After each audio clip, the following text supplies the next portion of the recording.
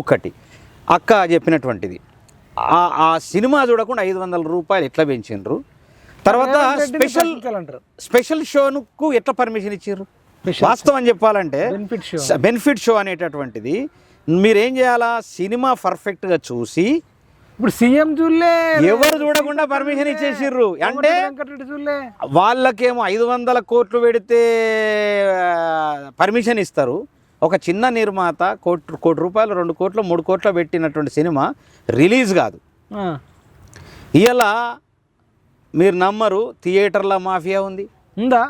100% థియేటర్ల mafia, ప్రొడ్యూసర్ల mafia, బయ్యర్ల mafia, డిస్ట్రిబ్యూటర్ల mafia, హీరోల mafia.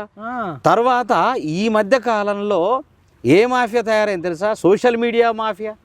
అంతేనా? అంటే వాళ్ళు ఒక క్రియేట్ చేసుకొని దాడి చేయాలి కదా, ఎదుటి వ్యక్తిని దాడి చేయాలా, తనకు తాను పబ్లిసిటీ చేయాలా, ఇంకొక వ్యక్తిని డ్యామేజ్ చేయాలనేటువంటి అదొక మాఫియా.